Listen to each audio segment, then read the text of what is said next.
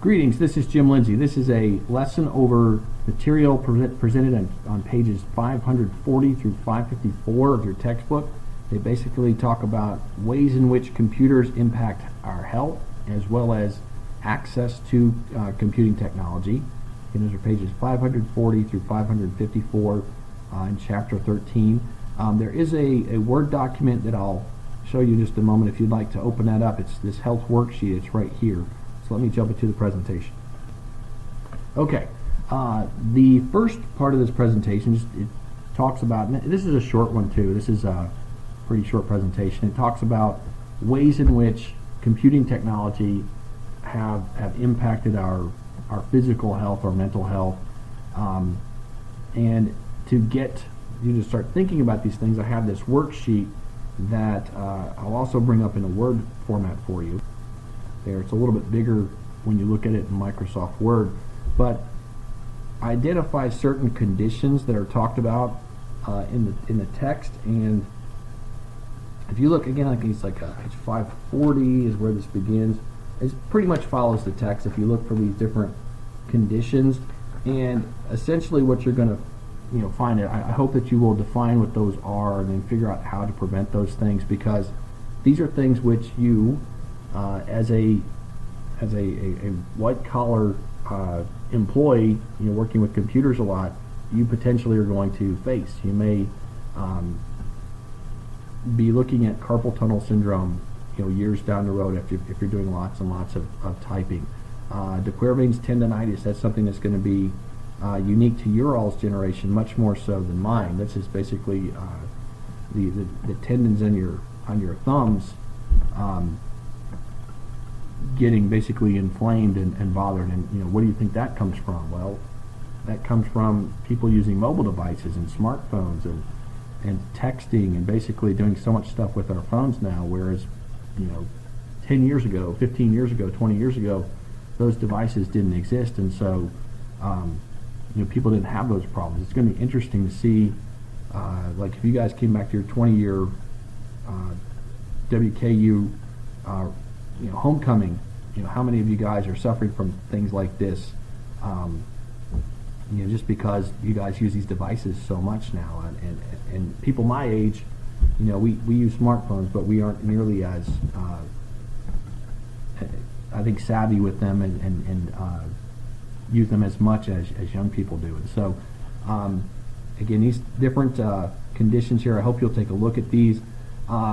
This one down here, the 60-60 rule, I think that's important too to point out to you. Essentially what that's referring to is your use of earbuds, or basically earphones. It's not uncommon for me when I'm walking around Grice Hall, I'll see people in the stairwells. I'll be like 2 feet from people and say, "Hey, how are you doing? What's going on?" The people I've had in class before, and they never even hear me. It's just people have earphones in all the time now, and so with the 60-60 rule, it's talking about the volume at which you listen to things and the duration at which you listen to it at that volume, because over time that can impact your hearing in a negative way. And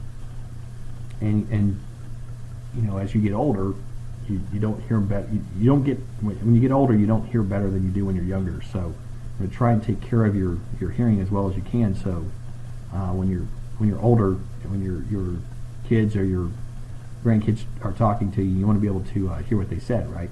So lastly, let me bring up this radiation emitted from wireless devices. This is an interesting one, just because we, as a society, we haven't had these wireless devices that long, and so what's the impact of that going to be long term?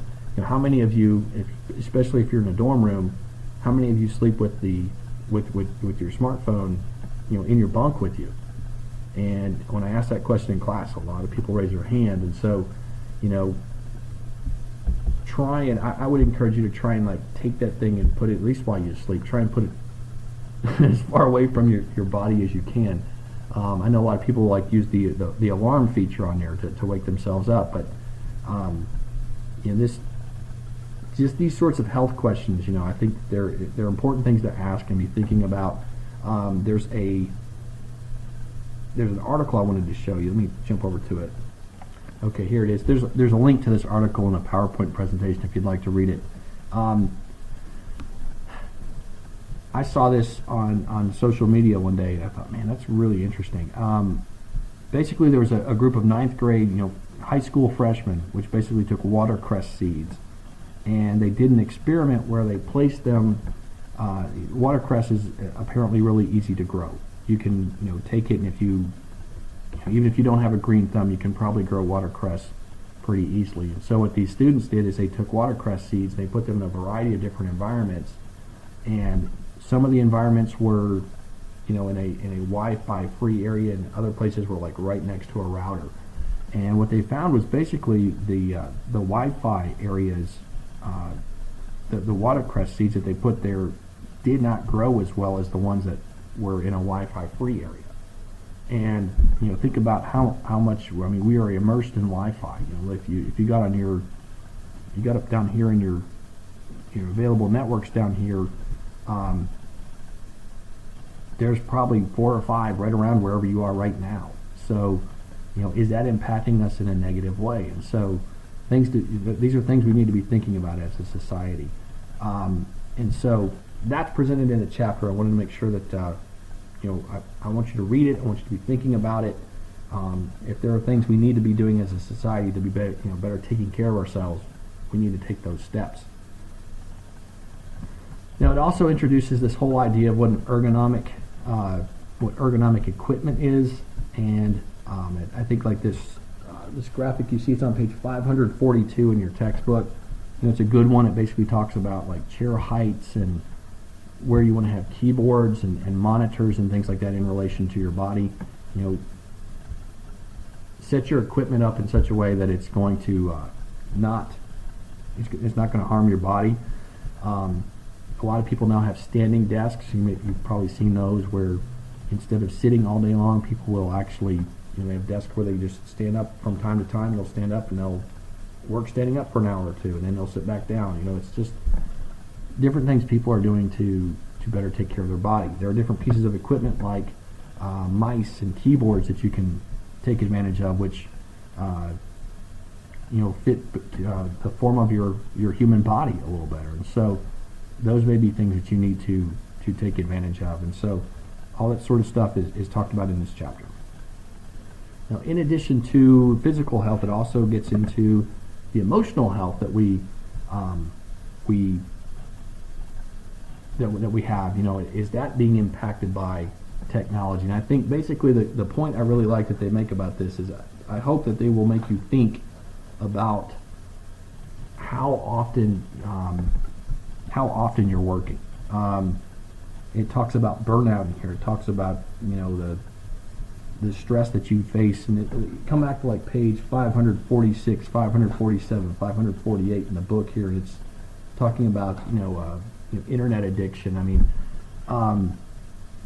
These are things that I want you to think about them now, because when you look for a job, if you're thinking about this stuff, you can probably find a place that's going to fit you and the way that you want to work. If you go somewhere and interview for a job, and if you look around and everybody looks tired, and everybody looks like they're just, they never stop working, that might be a place to hey, thanks for your time, and you keep looking.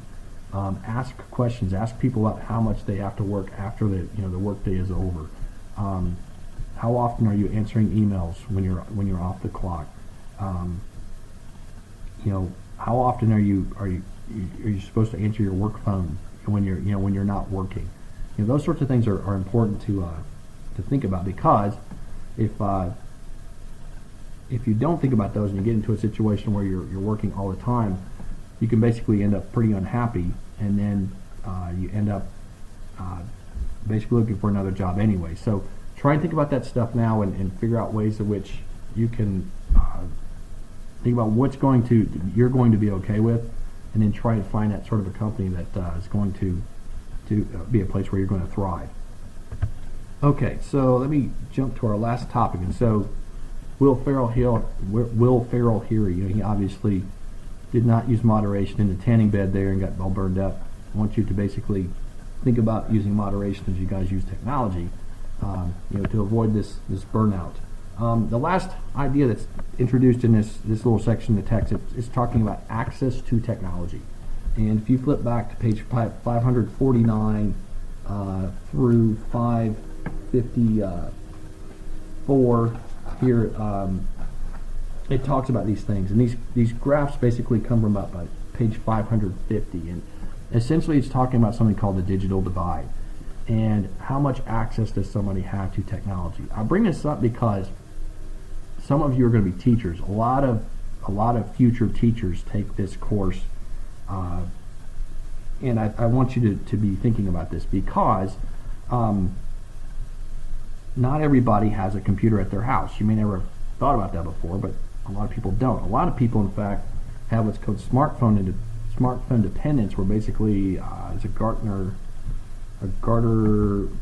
survey. I'm not going to give the number, but it was a pretty high percentage of people in the United States. Their smartphone was the only device they had. That was the sole way to get to the internet for a lot of people. Not most, but for a lot of people. A lot higher rate than I thought it would be. And the interesting part about it was the people that had the highest level of smartphone dependence were actually people at a lower income level.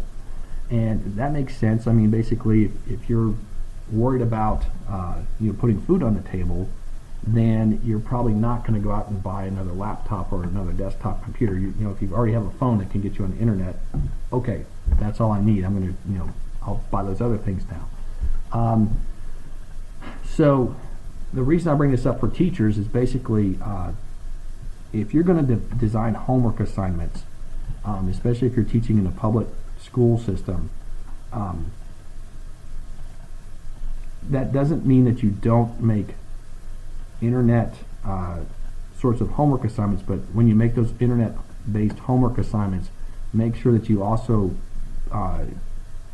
schedule time in your school's computer labs, and then take the kids to the lab and make them do it while they're there.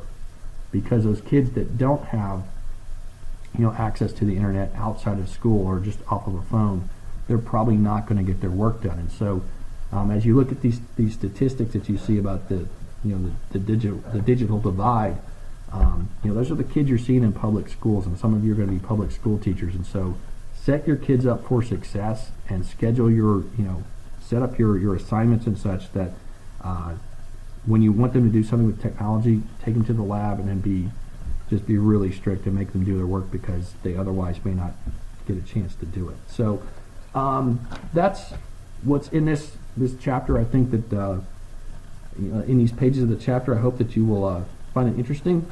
If you have any questions, let me know. But thanks for your time and attention.